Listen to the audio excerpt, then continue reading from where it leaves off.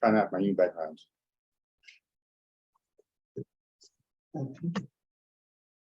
This meeting's being recorded. That's good to know. So shall we? Yep. Yes. Good to go. Okay, so hello and welcome everyone. On this glorious day, I suppose, or evening for some. It's a great pleasure and delight to be here with you guys. We are going to be talking about using practical tools to improve the resilience focus of your organization while you deliver your projects. As in, you will be doing projects anyway, but now we're talking about a slightly shifted paradigm, slightly shifted thinking of enhancing your organization's capability to be sustainable in the long-term perspective while you do what you would be doing anyway. And I'm joined today it's my great pleasure to present to you Sheila Roberts and David Roberts, who are the three of us, we're co-presenters. And I mean, you can see there's a lot of text there, qualifications. I mean, it would take me half an hour to just list them all. Let's just say one thing.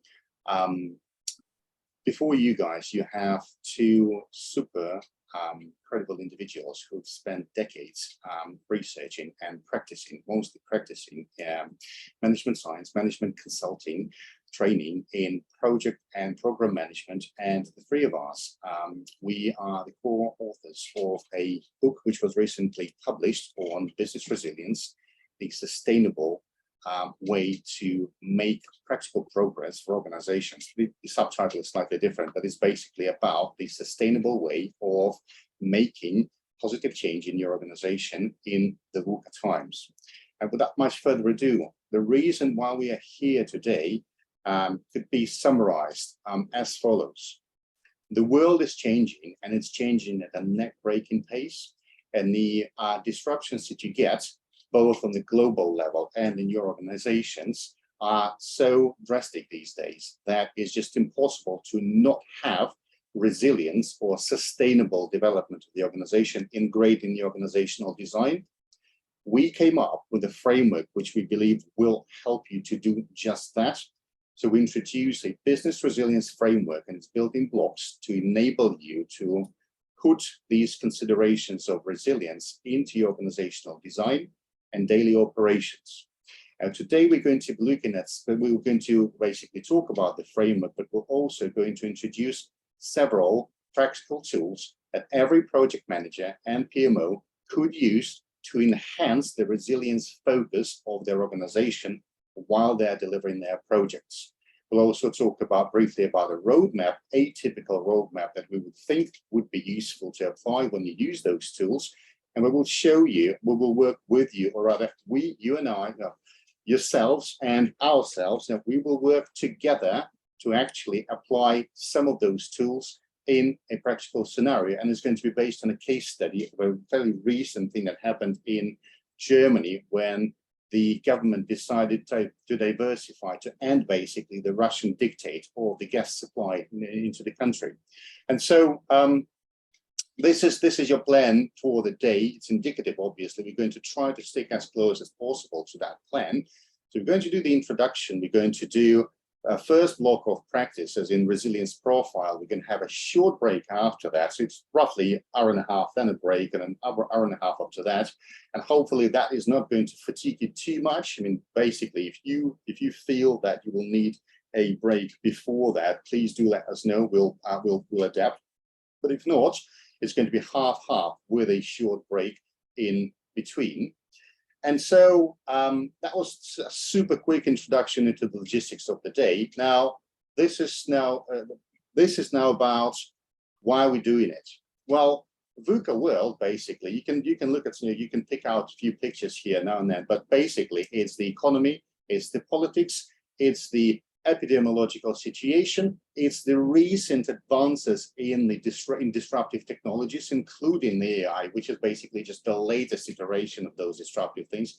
Before that, there was internet. Before that, after that, there was .com. After that, there was something else. But effectively, what we're trying to say is that these days, changes which are happening to the external business environment and to your organization specifically, because it affects your people, it affects your IP, it affects your financing affects every aspect of your organization's operation. Yeah.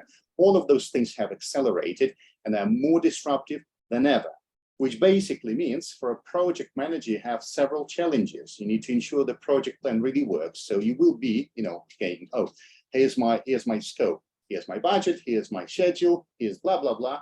And then all of a sudden you realize that tomorrow it's going to be have to be thrown out the window simply because there's so many things change from the time that you conceived that plan. Now it needs to be redone. So how do you cope with that kind of change? And also, apart from your organization, you obviously work with partners. You have tools which evolve over time, and these days they evolve very quickly, and technologies which disrupt the landscape. I mean, think about the world without ChatGPT. I mean, it only was introduced like 3 months ago, maybe slightly longer, 4 months ago, but the world is distinctively different. People are talking about losing jobs, gaining jobs, transforming the way they do things with that thing, or things which are similar to it, other advanced language models, and the general intelligence models. So you are looking at a very different landscape and environment in which you do projects. And therefore, you need to make sure that your organization can survive these changes. So it's not just about reacting to this other next thing or this other thing after that. It's about being disciplined and structured and therefore more efficient and successful in the long run of reacting and actually taking advantage of those things. So what's required? Sustainability of the process, as in coordination, pace, and energy levels, and sustainability of outcomes, as in realization of organizational benefits, regardless, or rather, perhaps alongside with those changes which are happening to us. So over to you, David. Yes, happy to take that. Thank you very much, Serge. So a quick introduction then to our business resilience framework. So earlier in the introduction, Serge mentioned that we worked for 2 years on capturing data, looking to organizations, trying to understand the organizations that had developed a track record of delivering success whilst at the same time overcoming deep challenges. And we came up with 5 domains which form the basis of this framework. So you can see here then that the 5 domains are the principles by which the organization wishes to live, the reasons that it believes that, that it exists and that it wants to make itself sustainable into the future. And on the other side of this, this design, you see that we have roles, which is really where many of you guys come in terms of project or program managers, or perhaps you work in a PMO, but these are the leaders of those initiatives that help organizations move forward. So inside that area, then we have 3 further domains, and those domains are the resilience foundations, the essentials which are needed for an organization to prosper, deliver its operations on a regular basis, and improve. So that's really how it competes day to day. At the top of the slide, you'll see there is a progress cycle. And the progress cycle is a defined way in which organizations look into the opportunities that are available to it and find a way of identifying which of the challenges it really wishes to take on and which ones are perhaps not right for them. And so what we have is a progress cycle based around understanding what is really needed and then moving that on in terms of project working. I know many of you will have many, many years experience in using frameworks associated with PMBOK through your PMI exams. This is where that would come in. So we have the foundations of the organization where it needs to invest. We have the progress cycle where it wishes to go forwards. But within our framework, there is a very central piece on pace culture. That is moving forward at the right pace for the organization and for the opportunities. And you can see here then that pace culture is divided into a purposeful mindset that aligns really a growth mindset for the goals of the organization. Application of tools. Serge talked about disruptive technologies and all of the new technologies that are out there, AI, ChatGPT. How are we going to apply that? Capabilities and skills. What we see is that when some organizations need to make radical progress, they undoubtedly need to review their HR component. Have we really got the right people here? And how can we build those skills? And then finally, when we look for a culture which is capable of sustaining progress in challenging situations, we need to focus on how people, how their energy levels are really, if you like, nurtured and sustained. So very important then to consider how they are feeling about the work as well as the rational input. So a 5 framework model, 5 domains, the principles and the roles, and then this central area, we've termed this one, this version, our 8-4-8 model. You can see there are 8 elements to the progress cycle, 4 in culture, and another 8 in foundations. And we can talk a bit more about those in a couple of slides that are coming up. So Serge, I wonder if we could take the next slide. Yeah, just a second, I'm trying to progress this. What was that about disruptive technology, Serge? Absolutely. Yeah, application of skills and there we have it. And tools, and we're there.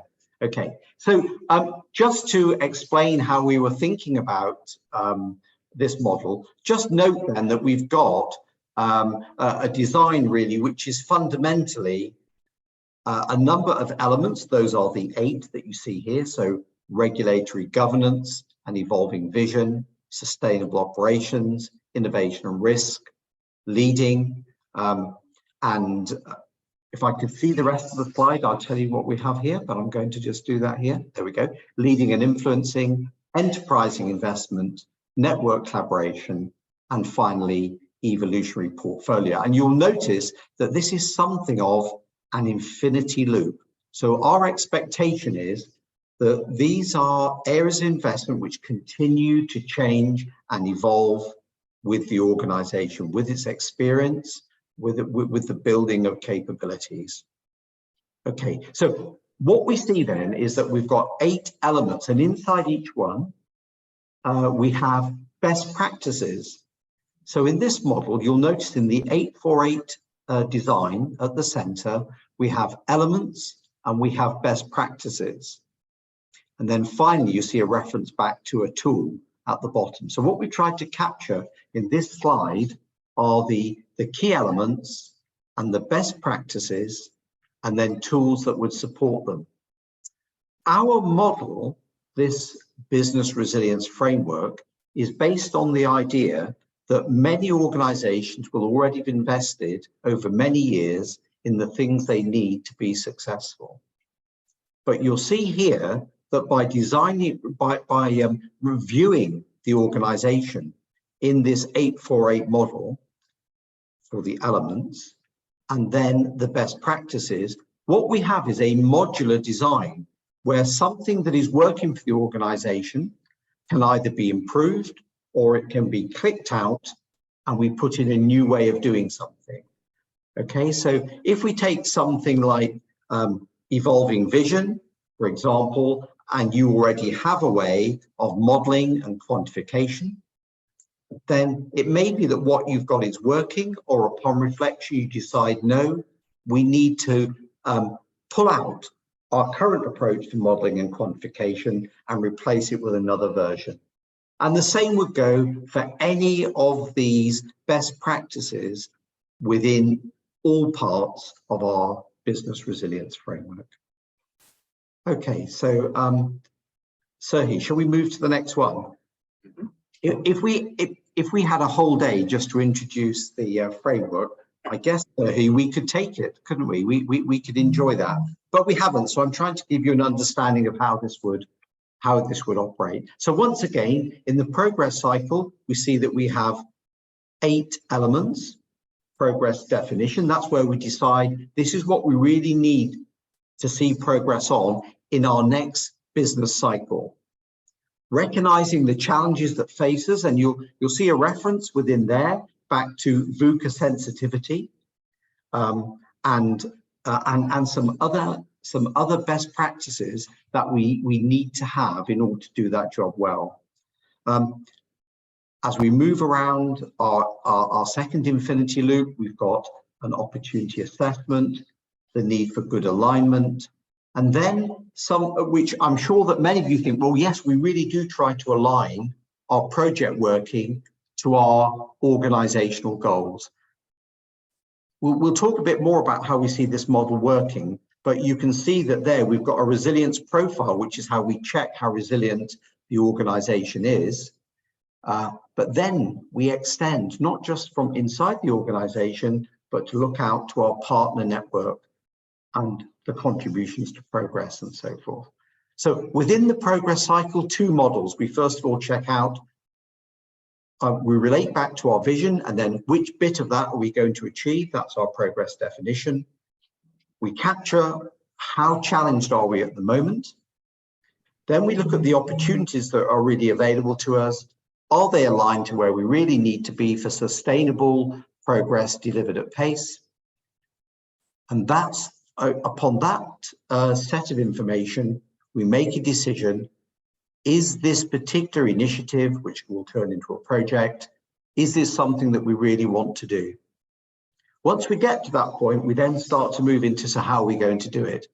And one of the first things you'll see here then is that we've divided our initiatives, to make the contrast as clear as possible, into, in number 5, into rapids and lagoons. Those things we're going to need to do incredibly quickly because that's what's needed, that's what's demanded by the market, and those things which we don't need to run at very high speed, but we do need to make ongoing refinements and improvements and be absolutely certain that we can rely on these particular products or services or practices or processes to carry us forwards.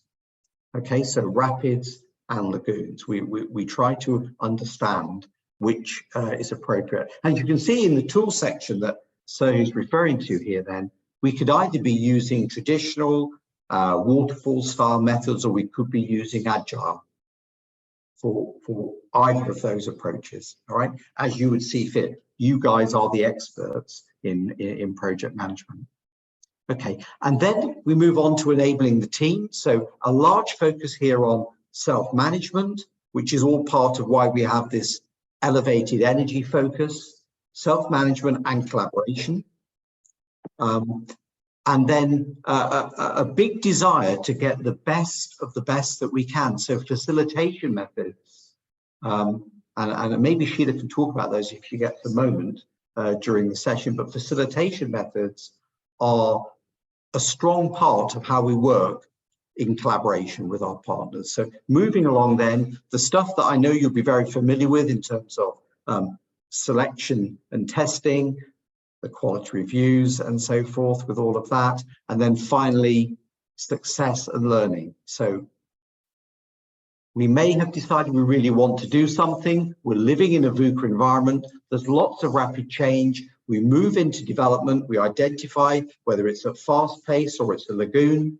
We're enabling our people. We're still going through all of our quality tests and checks and making sure that things work. But then before we release, before we move to decision gate 2, which is our release gate, we look into the portfolio. We make sure that we've learned from that experience and that we are still good to go. The market has not moved on. Now, if I can give an example here, if we take the automotive industry, for example, the big stampede towards a greener environment and a greener and green energy has meant that many household names who've been developing new models in the automotive business had to, even though they were well into development, had to set those projects aside and start to develop electric vehicles and hybrids, and as we'll see in the future, hydrogen vehicles, in order to meet this VUCA condition. So it's not a certainty that when something passes decision gate 1, that it will ultimately be released at decision gate 2. We maintain our vigilance. Okay, so here, I think we've just got a final slide here on the culture. Just pick up. Okay, so just a bit about nurturing sustainable work and atmosphere. I'm from an environment, worked 20 odd years in projects. Well, actually, truthfully, maybe a little bit more. Worked with many great people. And these people brought a lot of capability to the organization, but they were also used to working under great pressure. One of the things that we wanted to do was to recognize that if you put people under huge pressure and you don't support them, ultimately you break them.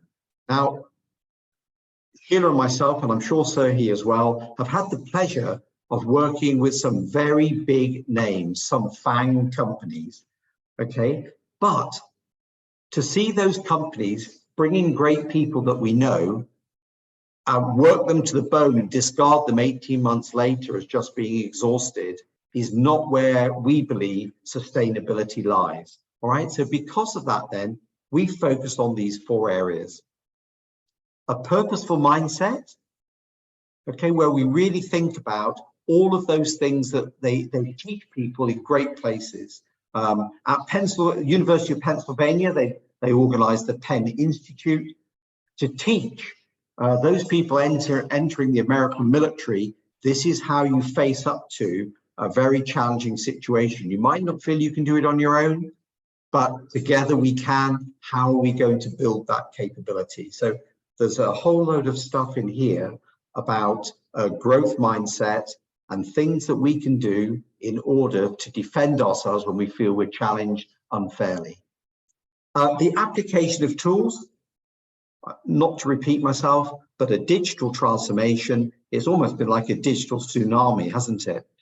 And we know that with things like AI, we're going to see a lot more into that space. So there's a lot of opportunity there, but it will mean moving at pace. We move around to capability and skills, embedding capability and building what people already have, recognizing what's working really well, and then in a modular way, picking in new things whilst recognizing that old things no longer serve as well is what we need to do in terms of building capability and skills within our project teams and our wider organization. And then finally, elevated energy. It's not just about talking about elevated energy, it's about building it. How do we build inspiration and well-being? How do we build motivation and relationships? And there are many things that organizations can do. And we're saying that as part of our PACE culture, each of these, purposeful mindset, application of tools, capability and skills, and elevated energy, form the cornerstone of how we nourish a sustainable work atmosphere. Okay, Serge, I think as we click here, Sheila, did you want to talk about that, Sheila? I certainly can. Yep. When we were looking at business resilience, we considered, does it have to come from the top? Does it have to come from the C-suite? And we recognized that within the framework, things can start at any level of the organization. So we've got 5 levels shown here, starting with an individual. And when we think about something like PACE culture, an individual makes a difference. You can do something as an individual. And when you apply it with others, you get to the team level. And as a team, we can do things to make our projects more sustainable. We can do something to make our culture better. So that's great. Then we look further afield and we say, okay, department or function within the organization, huge organization, maybe a division, but we can actually do that, and a divisional head can make a tremendous difference in their area, implementing business resilience and making sure that the projects that get done don't just deliver on tick box KPIs, but actually make a difference to sustainability going forward. Then, of course, we build out to the whole organization and make sure our whole organization is more resilient and that we will be making progress at a sustained pace. But an organization doesn't actually exist in a vacuum. And for the organization to be successful, we rely on partners. No organization does things totally alone. There's a supply chain, there's a distribution chain, there's all of those things that you need to make sure that things work. And for our organization to be really successful, we need to make sure that our partner network is also more resilient. So we have the 5 levels, but in the case study we're going to show you, we actually extend it a level above that, and we go to government level as well. So you can extend it as far as you want, but the important thing is this doesn't have to be decided at the C-suite, up at the top of the organization to make it work. You can make a difference as an individual or as a team, and then at any level from there. Yeah. So next, do you want me to do this, Serge, or is it you, or what? By all means, yes. Okay. We've got different strategies for implementation because we know different organizations. One, they're at different points, but also they have different requirements. So we've got 4 different approaches. We call them the pure strategies, but that's just because someone in our team likes acronyms. But our 4, the progressive one, essentially we plan a program. We look at a range of different things that are needed to implement business resilience framework. We prioritize them, and then we do them cycle by cycle until we complete the program. An urgent approach, our urgent strategy, is to say we're in a complete mess. We need something to rescue us. Or it could be that we're actually a startup and we want to start things as we mean to go on, but we want to take the whole lot, implement it all at once, do it as it's shown in the book. We're not messing around with adapting it, and we just do it lock, stock and barrel all at once. On the other hand, it may be that things are ticking along and we know we've got an issue in a particular area. It may have been shown up from a resilience profile, which you'll see later, or it may be that, we just know that that's an area of weakness already, whether that be risk and innovation or enterprising investment, whatever it is. And you say, we need to strengthen that element. And you'll take just that, deal with that, move on, maybe come back and later decide on another one, but you do it as you feel the need. And then our exploratory strategy is for those organizations who actually believe they already have a good approach and they can test their own approach, whether it's that they want to develop their own because everything has to be made in-house or it doesn't count, or because they've got something that they're already utilizing, then they can actually test that against the best practice of the business resilience framework and make sure that what they've got is as strong as what's in the business resilience framework, and implement then following that exploration and making sure that they've got the right stuff. And what they implement may well be their own bespoke approach, or it may be an adapted version of the business resilience framework. But they won't know that till they complete their exploration. Okay. I'm going to offer a really quick remark here. There normally will be 2 sort of extreme approaches. So one is, try and do it all, as in the urgent strategy, as in you're a startup, you want to build this in straight away, from the outset, so you are prepared effectively a revolutionary change. You're taking a risk, but the return on that risk is going to be quite nice, if you will, because your organization is going to be designed with resilience in mind from the ground up. And the other extreme is actually that exploratory approach whereby you say, well, actually, I'm just literally going to try this one little thing here, see if it goes well, try something else, see if that goes well, and then gradually, you are going to start building up that potential within your operations and organizational setup. So, I will take go on a limb, but I'll say that 99.9% of cases where business resilience framework is going to be implemented, that's going to be the exploratory scenario, because large organizations just cannot take the risk of trying to implement it all in one go, because A, they're just too big, and so any of those changes will take a lot of time and going to be extremely complex, and B, no one, not their board, not their stakeholders will allow that kind of risk to be taken on all at once. And so mostly Sorry, can I just make a couple of points there, just with both what Sheila and Serge have been saying here about strategy and pure strategies, is that do remember that when we talk about that 8-4-8 model, with each one having 4 best practices and then some tools, what we're looking at here with progressive is very much a plug and play mentality. You withdraw one best practice, you slot in another.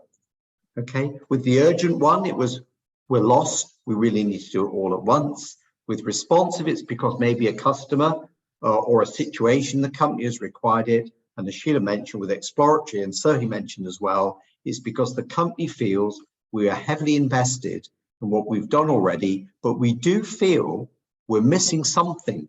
We can't put our finger on it yet. And what we'd like to do is to run a number of experiments and tests to check out if we can improve our business resilience. And this is exactly how you generate sort of trust in this approach, in this method, in these tools. You try it once, you try it another one, and another time, another time. And you basically get these small successes which build your confidence gradually. So then you can actually go to the board and say, well, we can actually attempt to implement it at a greater scale. Shall we go on? Yes, please. We're good. We're good. Oops. There we go.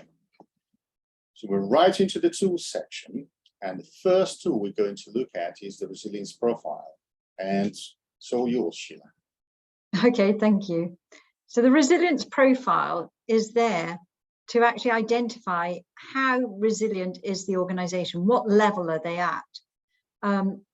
It's all very well saying, oh, well, we've got a framework, but where is an organization starting? How are they going to measure whether they've made any progress? So we needed a profile so that they can measure the progress that they make in terms of their business resilience. We'll do this at the beginning of implementation, at the beginning of a progress cycle, or at any significant milestone. It's one of those things that can be administered at any point. And just because you didn't do it at the beginning, because it might have got overlooked or something, just do it as soon as you think about it. It's fine.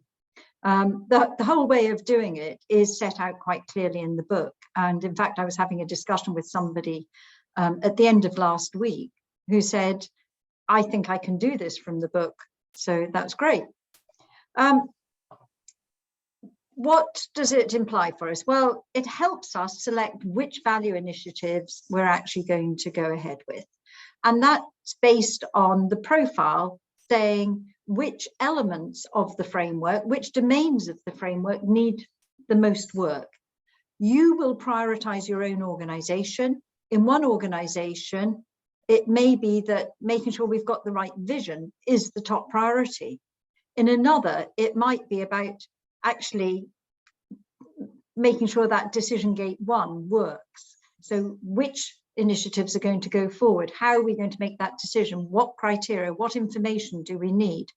And it's entirely down to the organization how they're going to prioritize.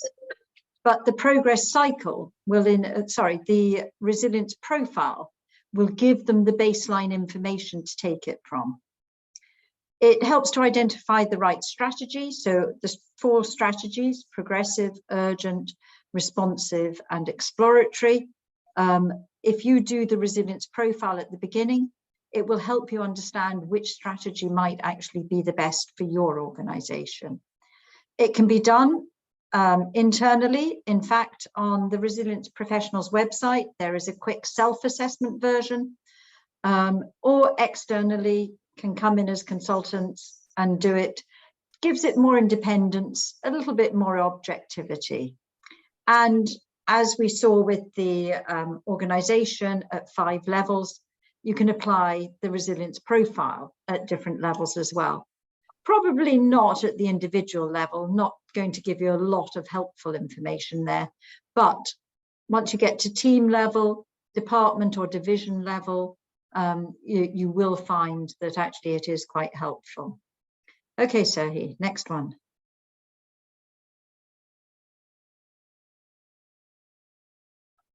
This could be what it looks like when you've done it. The blue line is our current baseline. We've had a big discussion then, and the orange dotted line tells us what our target is. Now, if I was consulting this organization, I think I'd be saying to them they're a little over ambitious, because they're trying to get most areas up at a 4, some at 3, but many at 5 as well. And trying to do that all in one go would be very ambitious. If this target was being set as the long-term goal, that's fine. And then you'd be prioritizing which of these target areas would you be doing in the next cycle.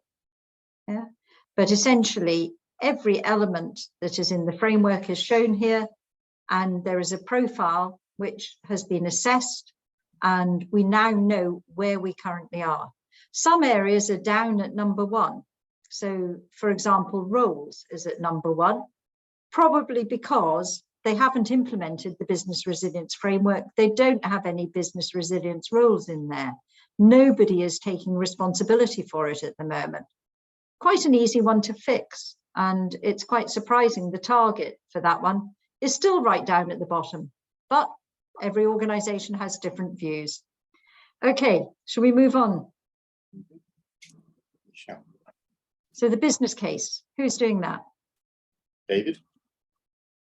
Oh, okay, right. So we need to decide then, in terms of supporting any of the initiatives and thinking about how we're going to deliver sustainable progress at pace, we need to identify what are the priority areas for the organization. And most organizations, with nearly every project or every initiative, will need to have a business case to decide which are the things that are truly beneficial. Have we considered the options, undertaken an appraisal, and settled on something that is both affordable and beneficial to the organization? So when it comes to a business case with a resilience focus, we're trying to say, can we achieve our short-term organizational objectives, which might be to launch a new product into a market, maybe to grow our market share in a particular market or enter a new market.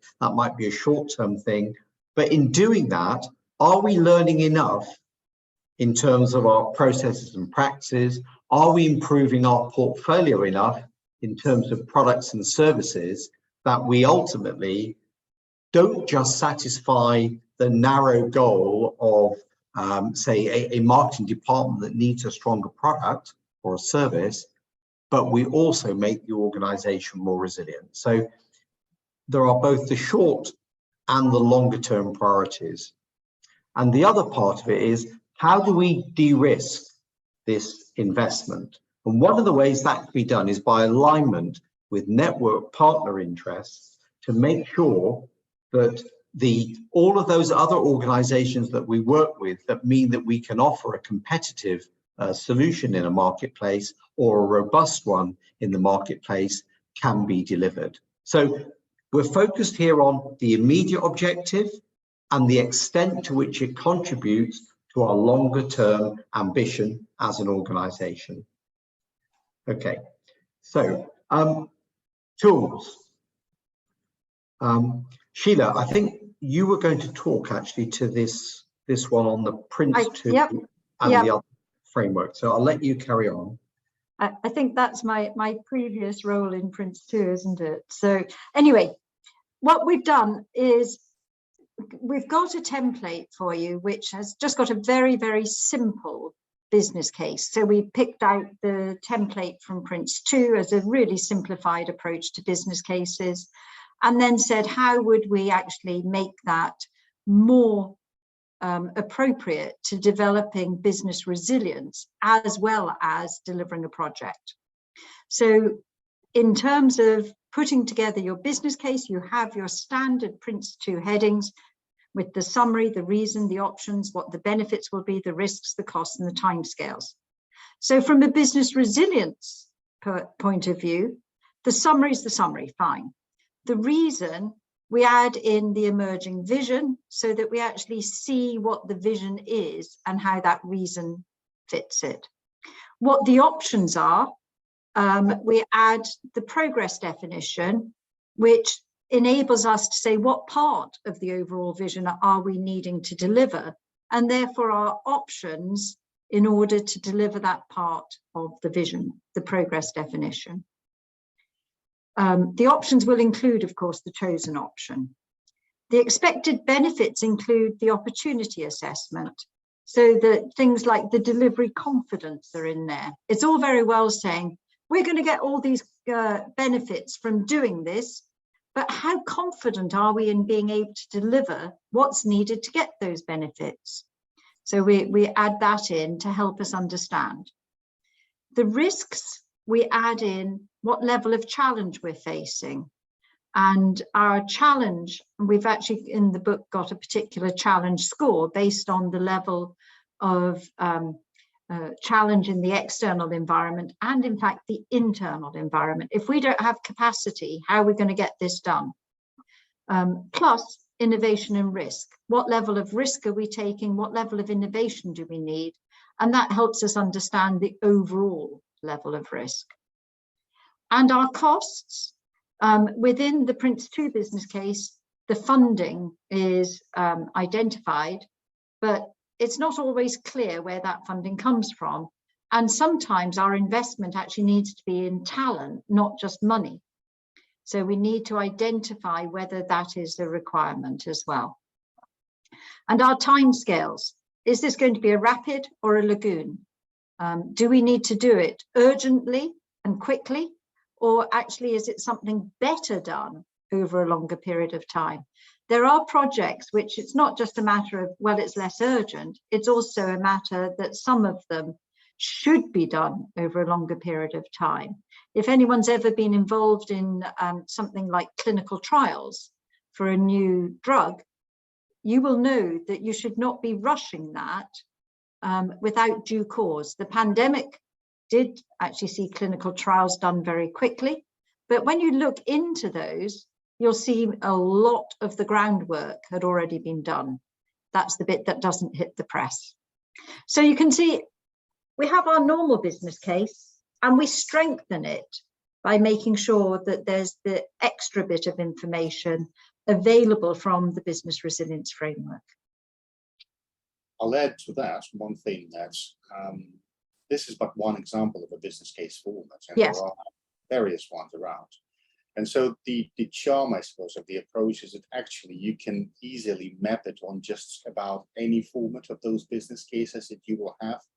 So your organization, well, if you try to use the BRF, the Business Resilience Framework, your organization is not limited to using a particular type of business case. You can use yours. In fact, you should. And that framework is going to be mappable onto your business case without any difficulty. A good point, Serge. I was talking about this one because this is the one we've used for the template we're going to ask participants to use. Absolutely. Yeah. Okay, so the next one in line is prioritized value initiatives or requirements list. And the point here is that you will always have several different things that you can do to implement your chosen strategy, right? So you will have an intent to, let's say, capture more market share, or you will try to improve the organizational culture within your division or maybe within your team.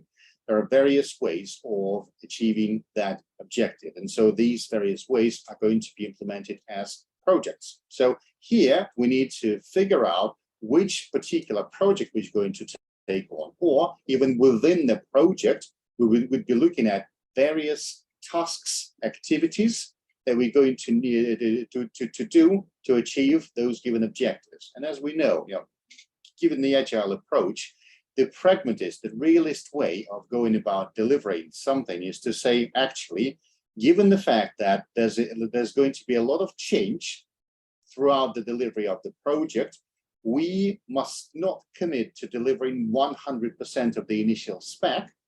We must, however, commit to delivering a minimum viable subset of functions. And it's equally actually applicable to the standard waterfall projects, apart from some notable exceptions like construction perhaps. But generally speaking, we should be embedding that flexibility of delivery within any projects that we do.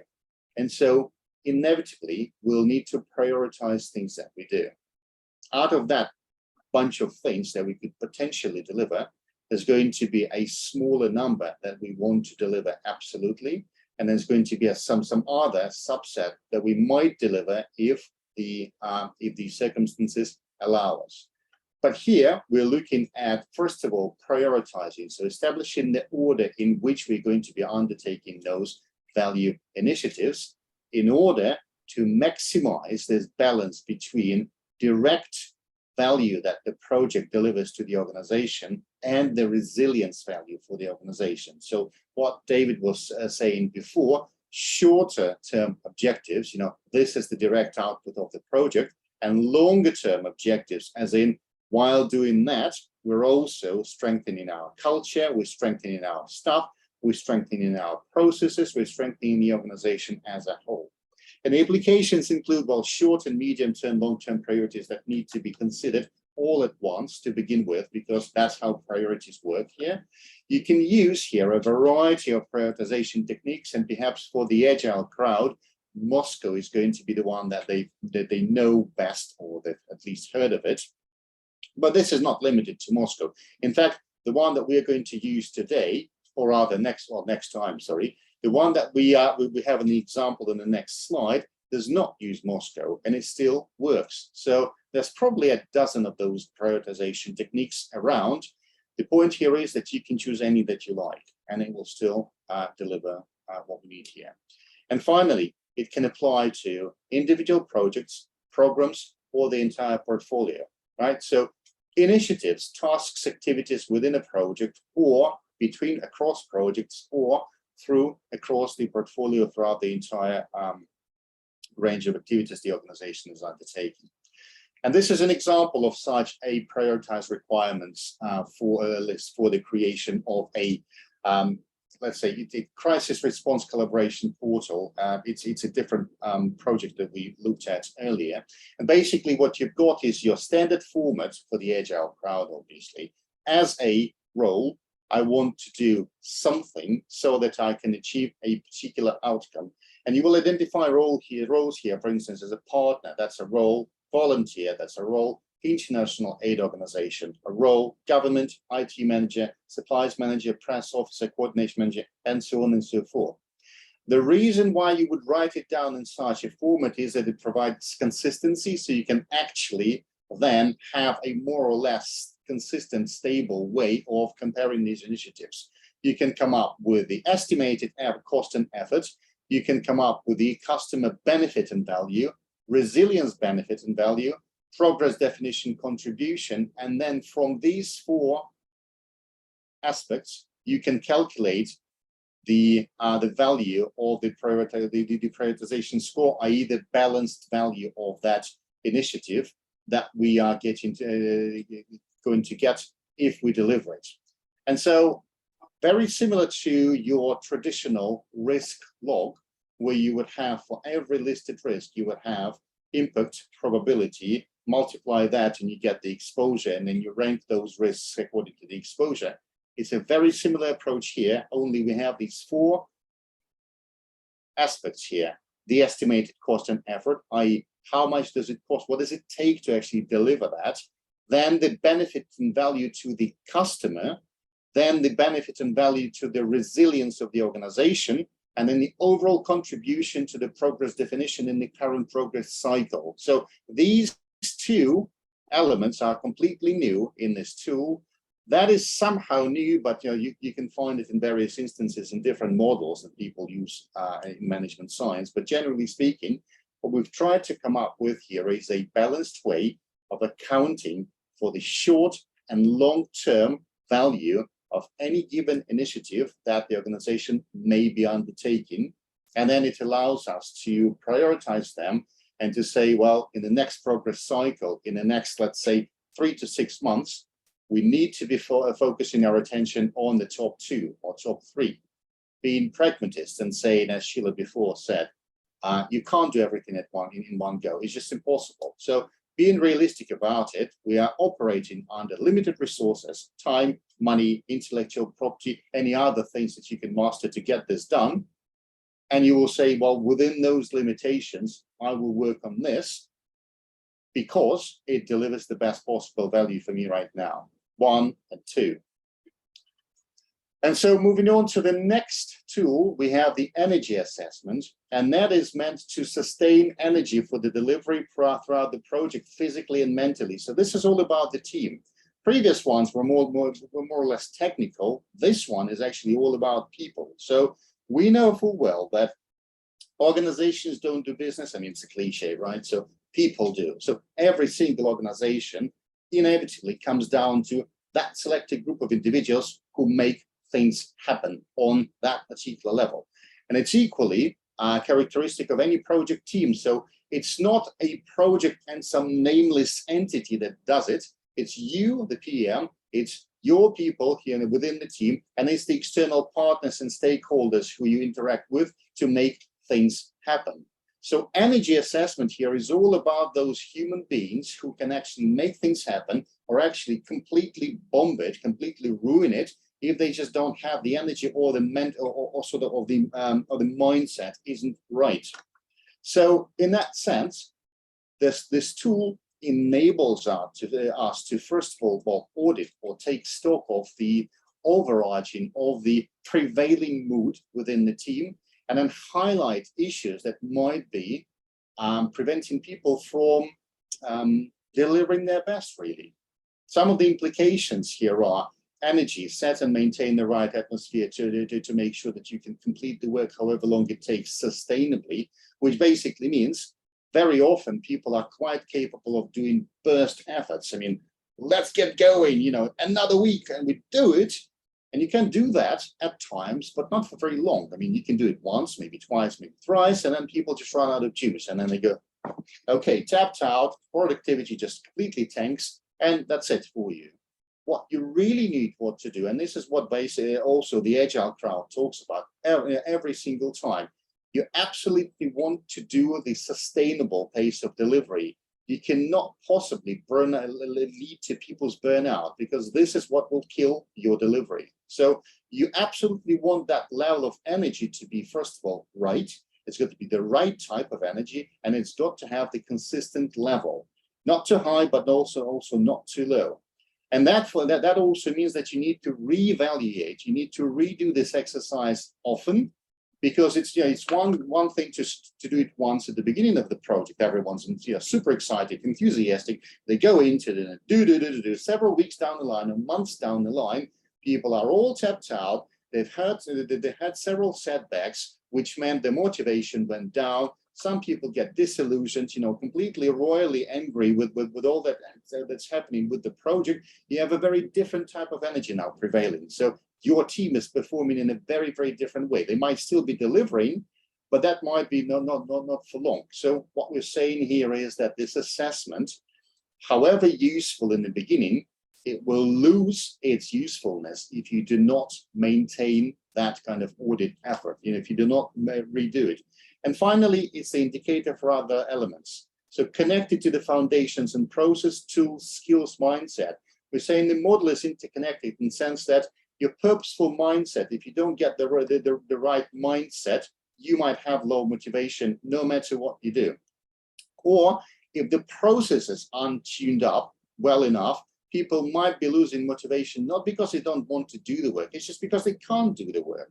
So that might be influencing the energy. And so that is to say that your energy assessment is what one aspect, extremely important one, but it still has to be taken together with other things. The business case, the assessment, the profile, and the other things in the mix. And this is an example of how that energy assessment looks like. It's basically 20 statements, and you need to grade your team's responses on a scale from 1 to 5, or on the scale from strongly agree, disagree, neutral, agree, strongly agree, or any other scale that you like. But generally speaking, it's a basic ranking approach. So you start with the low, bad, and good at on the other side, very, very good. That's it. And you come up with a score, and then that score enables you to understand what the prevalent type of energy is and what other issues you might have within the team. Sheila, do you want to take over at this point, or shall I? I think you're probably better on this one, Serge. Okay.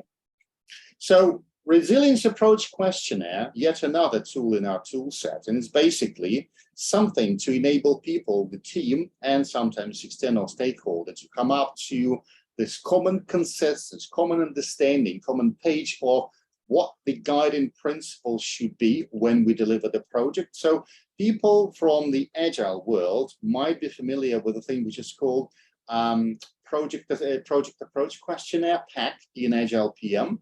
This is a fairly similar tool, but sort of ideologically, it's a fairly similar tool, yet it tests a different aspect of the project delivery. It actually tests the resilience approach. So some of the implications, you need to get the right mindset, organizing principles in place, as in, if we agree that, for instance, resilience-focused initiatives have value for our team, then it is going to be a no-brainer to basically argue that you have to put this in the backlog. I mean, this initiative might not be contributing directly to the outputs of this project right now, but this is still valuable because it enhances the organizational resilience, thereby helping all future projects. So that is just an example of one of those guiding principles. And if you only have the short-termist agenda, I just need to deliver this project, get my benefit, get my bonus, and get out of the organization, that's one thing. That's not a sustainable approach. We are actually looking at people agreeing that some of the longer term initiatives, some of the initiatives which might not be directly attributable to this particular project, might still have a place in that project scope, because we are looking at the project as a value creating process for the organization.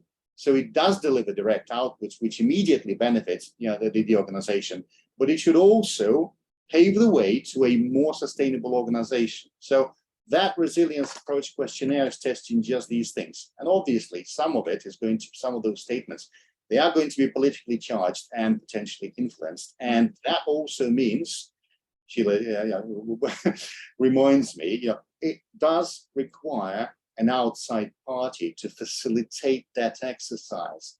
It's rarely possible to come to that consensus within the team itself, because you'll have these conflicting, or rather with the team and key stakeholders, but you'll have conflicting agendas. Yes, Sheila. I'm just being the project manager on time. Oh, yes. Okay. So finally, here is an example. It looks quite similar to the previous tool that you've seen. This time, however, we are going through all the dimensions, or most of the dimensions in the framework, and we are looking at things which are characteristics, or rather relevant to those elements of the business resilience framework, and that we'll look at some point in the future. So just to finish up the explanation of those tools before we get into the practical part, some of the major types of benefits for using these tools are as follows. First of all, you get stronger linkage between strategy and execution, because what it helps to do is to assure the implementation. Because you go through all these different levels of screening the initiatives, filtering them out effectively through all these tests. You know, does it fit the strategy? Does it fit the resilience objectives? Does it fit the progress act? Does it fit X, Y, Z? So you've got 2 decision gates. You've got continuous checks.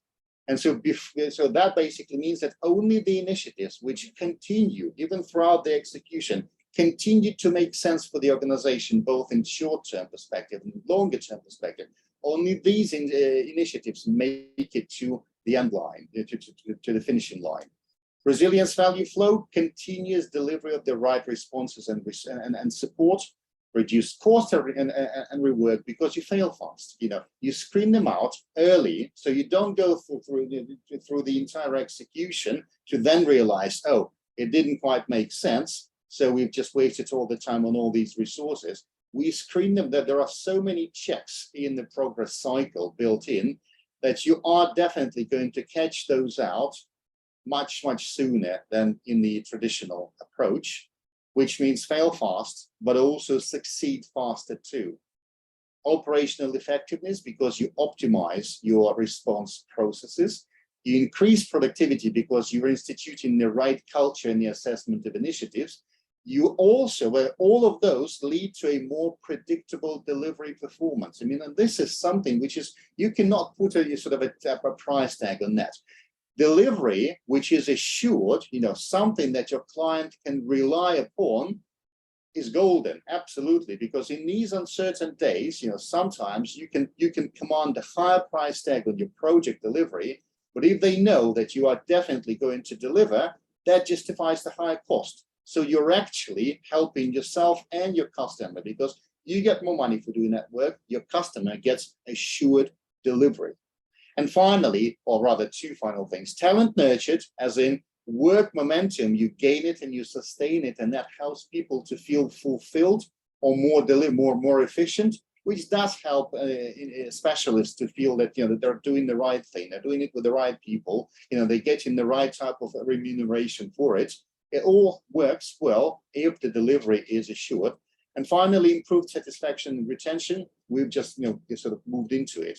It's because people understand what is being done, why it's being done, and how the difficult issues are being tackled. And if it's done in a disciplined and orderly manner, then no matter how big the disruptions are, you still maintain at least a modicum of control of the execution. And that gives you that peace of mind, which then translates into higher satisfaction in what you do. And who wants to pick this one up? I mean, this is the crown jewel. Sheila? I think, Sheila, you are muted, I think. Yep, shall I quickly go through it? Yes, please. This is just an example of a roadmap for the case study that we're going to show you in a moment. And the organization is called Uniper. They're a gas and energy supplier and producer in Germany. Basically showing business resilience framework to the C-suite, but as we said, it could come from the bottom as well. Making sure that the business resilience framework is adopted as a strategic objective, deciding which strategy to implement it. Get the baseline assessment done for the resilience profile. It could be self-assessment, or it could be that you bring a consultant in to do it for you. Get the business objectives right and the project portfolio, considering the VUCA events. Making sure that we get our progress definition for the next cycle right. Then plan the next progress cycle so that we make sure that we've got a business case for each of the initiatives that we would include in it. Prioritize our initiatives and also make sure that we understand which are short-term, medium-term, what pace we need them at. Get the energy assessment done for the project team that would do a particular initiative, or even at the PMO level. So we make sure that we understand the energy that's there at the start and possibly what we would need to do to raise the energy level.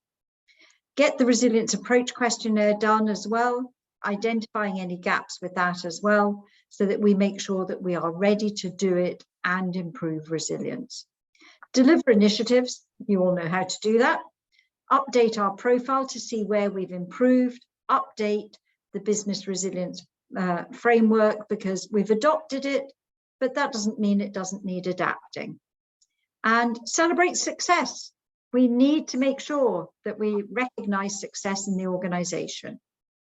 That is just an example. It's broken down. It looks a bit daunting to have 12 steps, but to be honest, anything you do in an organization, when you start breaking it down, will have quite a few steps. In the book, it's shown at very high level, just with 5 steps. And that's just the high level one. Yeah. Okay. On to the real work. Is there any template you want to share with our attendees before we move to a breakout? Yes. So shall I send the link to Jacques? Yes, you can send it to, through the chat. That would be perfect. If you click on the chat, there is at the bottom,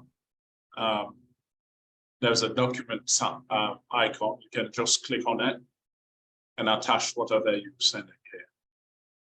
I'll just do a drag and drop. Yeah, and send it to everyone, please. It's in the chat. Yeah. So resilience profile, business case. And the case study, Serge. Yes. Okay. The next one, then the energy assessment. Can you please send it to everyone? It looks like you're sending it to me now. Oh, I do apologize. Somehow, interesting. Just a second. Let me do it. To everyone. Yep. Three, and then the case study. And so we'll do it.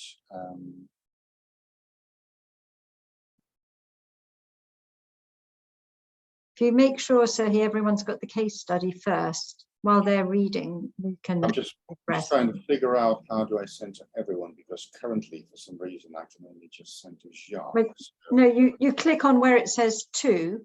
Yeah, and there is a drop down button.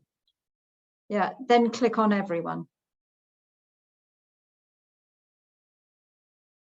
Oh yes, so you just click on the name. So it has your name up or Sheila's name, then you'll see the other one has everyone.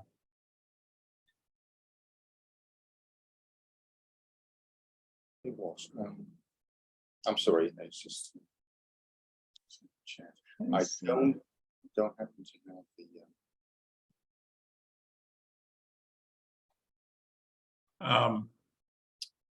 How many files are you trying to send out? It's going to be 4. Well, I see. You just the case study to start with, then we can do the rest.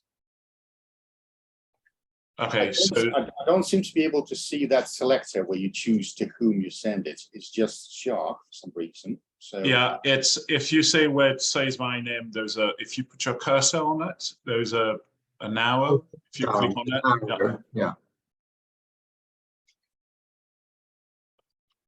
If not, I think. Oops. it might just be my. Shall we see, Sheila, whether we can forward That's what I'm trying to do. Jacques, perhaps you could just relay these files. okay, so the hold on. Business case. Okay, so So to we've got everyone. 1, 2, 4, and then the business case is going to be here. User. Oh, failed to send file. Okay, I just sent the business case to everyone. Okay, so if we go into the chat now, should we be able to see that? Yes. And I'll Yeah, try and we open can. it just to make sure that. Yeah. Okay, I see many thumbs up there. So like The case people study is what we're going to need first. Okay. So if you send me, Serge, all the other documents. I think there is one missing. If you send that to me, I'll send it Here's to a Dropbox link. Here's a Dropbox link to the case study. Okay. So you can just download it from there. You can just relay the link itself. Yeah, for some reason I can't see. I can't understand why, but I can't select everyone to send stuff to. It might be.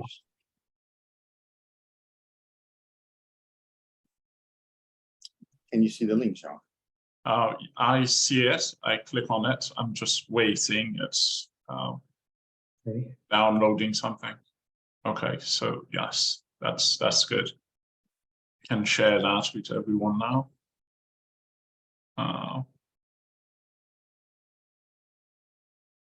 There we go. Okay, so we'll just try and do that at this end. Okay. We can see it. So Yeah. now everyone has the link. Is there anything else you want to share? You've sent T2. You need to also send T1 and T4. Okay, T4 is the energy assessment. Is that right? Energy assessment, correct. And T1 is resilience profile assessment. Okay. Let me download them. But the one that we have there is the case study, so that's a good start. Business case, and then where is it?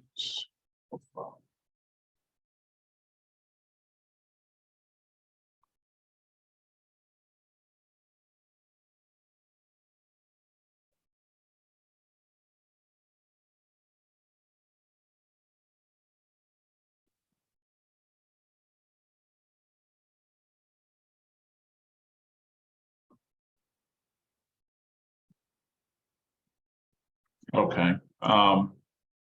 I've sent out to T2, so now I'm going to send out T1. Resilient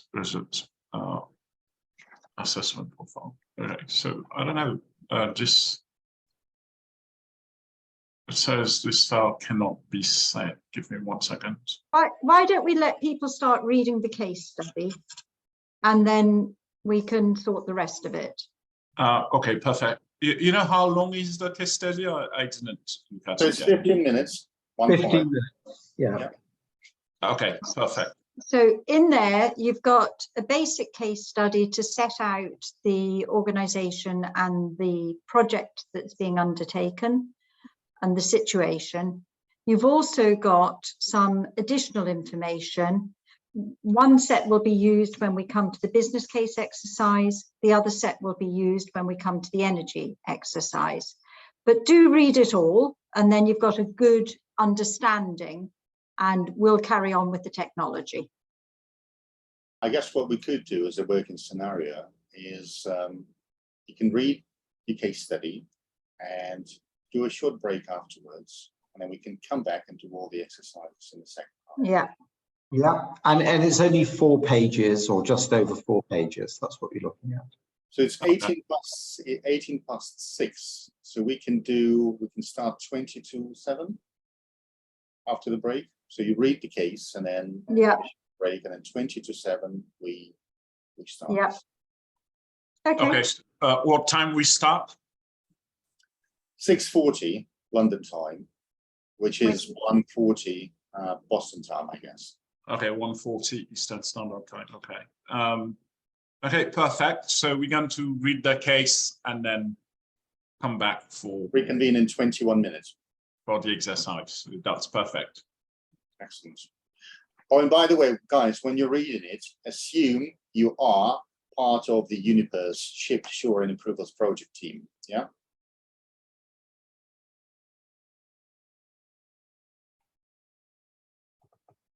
Okay, we'll break. Yeah. Okay, so Jack, so I can see T2, I can see T1, and I can see the case study. Those are the ones that I'm seeing at the moment. I think there's one to come. T4 needs to be also energy assessment. Also needs to be. Yeah, I think we've still got one to come. And then T4.